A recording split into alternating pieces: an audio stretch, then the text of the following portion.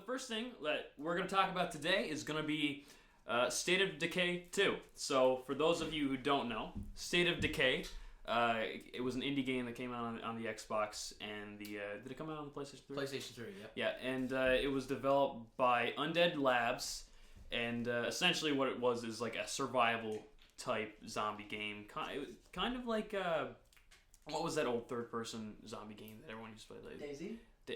Dead Rising or Dead Rising. Dead Rising. Is that the third person one with where the buddy's got his There daughter and shit There like was that? an abundance of zombies. Is that what you're talking about? Yeah, Dead like Rising 3? third person hardcore zombies everywhere. Yeah, Dead Rising. Yeah.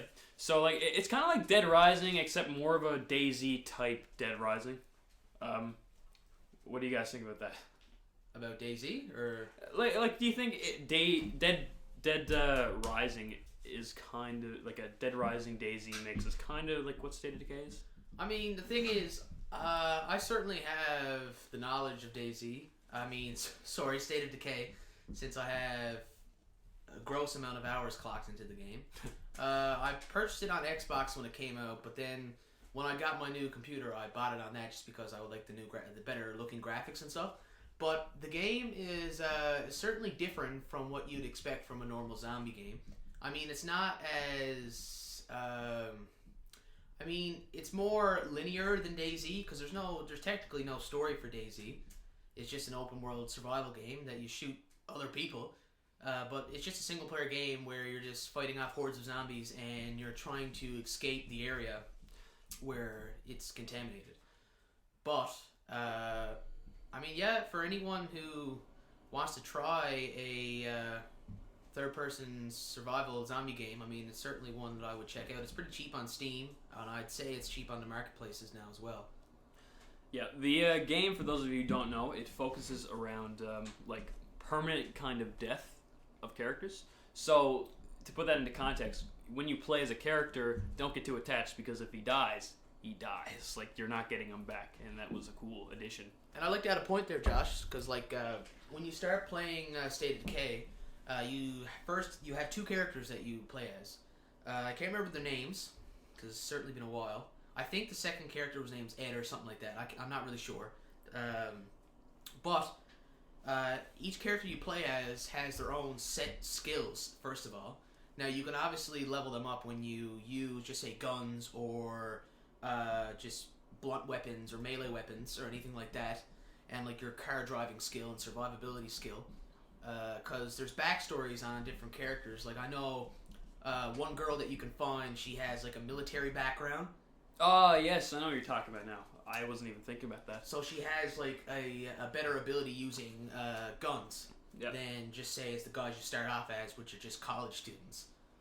And you also progress those skills depending on the way that you play that individual character as well, I'm pretty sure. Yeah. So and there's a bit of a morale status as well. I mean, when you play as the first couple guys and how you react with certain options and stuff, people will look at you a certain way. So I kind of like the choice of that way. I mean, you can save certain characters, you can leave them. There's a lot of different ways you can play the game. So Reagan, how would you categorize? How would you describe State of Decay to somebody who's never really played it before? I'm completely out of the loop on this subject, but okay, so let me get this straight. So we're talking third-person zombie survival game, like Daisy, but with a plot. But with plot. With a plot, and it's only single player, but every character you play as, you have to, if you want to have like lots of characters to play as, you need to befriend those characters in game. So in game, you may be in the same group of survivors, but you might only have one character in a group of 7 or 8 survivors that you can fall back on if your main character dies, because you have to literally build these friendships with the characters. It's a really dynamic aspect to the game. My hand's up. I'm going to cut in there. Interject? Yeah. So, like what Josh is saying there, you build friendships with these characters, and the thing is, like, you have to be friendly enough with these characters that you can play as them. Because you can't play as every single character you find. You have to build a relationship. You have to build a relationship with them. And the coolest thing about it is, like, just say you're at a point where you don't have any characters and you only have like 1 or 2 left, that maybe one of them is sick and got bit or something like that.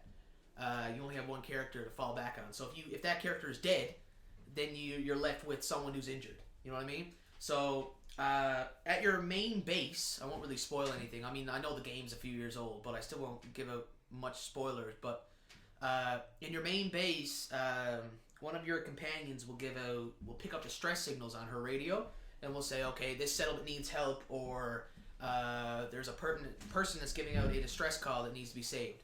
And if you go down there and help this person fight off the zombies, or if you're too late and can't save them and die, well, that's it. But if you save them, they'll come back to your settlement, and you'll have built up enough reputation with them that you can play as them.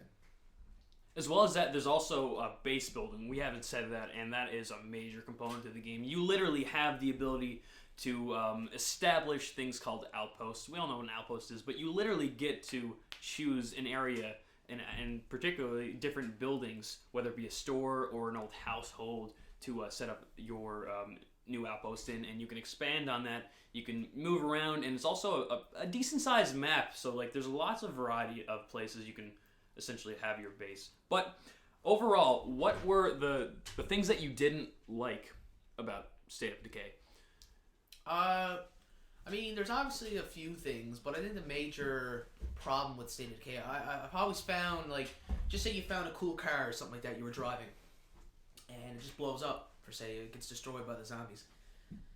There's always, like, another car around the corner. I found there was just too many usable vehicles.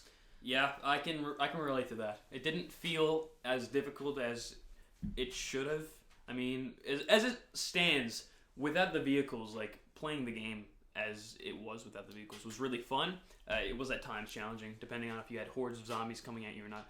But the second you got behind a vehicle, you were invincible, right? Yeah, I mean, like, if they hopped onto your vehicle, you always had bash buttons where you could open up your door and or slam just them like off. drive into something and not worry about your car taking too much damage. And besides the fact, if your car got blown up by a zombie, that was it. But I've always found if you didn't have any zombies on your vehicle, your car was pretty much invincible. Yeah, I found. Yeah, definitely, and also fuel. I don't recall vehicles ever like running out of fuel. Yeah, I think it had a fuel bar, but I never really found myself running out of fuel. I don't recall a single time, and I did put a lot of hours into the game on both PC and the Xbox, but I don't recall a single time where I had to actually refill the vehicle. So maybe that'd be a cool feature to see in the second one to kind of like adapt it more.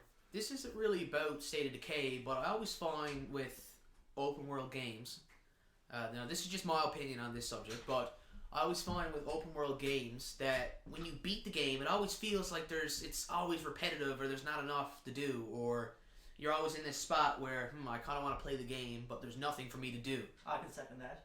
Yeah. Especially, say, the Fallouts, for example. I know the older Fallouts, you finish the game, you can't even replay it. No. So, I mean, there should at least be some replayability. Now, that being said, open world games. State of Decay, the first one, if you recall, it had a prestige system where once you were tired of the current difficulty, once you progressed as much as like so far, you would have to go to the RV, and the RV would drive out of town, but essentially it would just drive you to the same map to restart again, but on a higher tier of difficulty. Yeah, so it's basically a New Game Plus. Anyone that's played any game by From Software that is a fan of the Soul series or have played Bloodborne, those kind of games have always had a New Game Plus. Basically, you just start over again. You'll keep all your gear and stuff, everything you got from the base game, but it starts you over from the beginning in just a higher difficulty with the same gear and everything, but it has better stats and enemies are harder, they drop better things. It's just New Game Plus. Yeah. So State of Decay 2 is supposed to be coming out next year, I am pretty sure.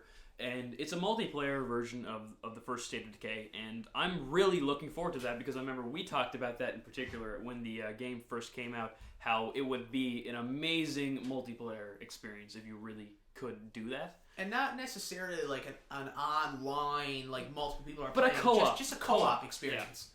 It would be so much better. Yeah, I think that, like, personally, I found State of Decay was one of those few games that released. There wasn't that much I found missing. More so, there were things that I noticed, like bugs or glitches, or hey, like, I've been doing this so many times now, it's kind of getting boring. But, like, as a base game, I never did find it like less than what I wanted or more than what I wanted. It was exactly what I paid for, and the quality of the gaming I got was better than what I actually felt like I paid for. If you know what I mean. Especially where it's an indie game and it was never a full price game. Yeah, for sure. I mean, they've had Undead Labs has had great success ever since they came out with State of Decay 2 or State of Decay, and that is literally like if you go into the Google Trends and you type in State of Decay, it's just like you can see why they're doing it again, right? It was a highly successful game. Lots of people play it still, and it's mainly because it's also just like a replayable game. I mean, if you get bored of the game, yes, you leave for a bit, but a few months you come back and it's like playing a new game again. I mean, that's like any game you play, you burn out from it if you play too much.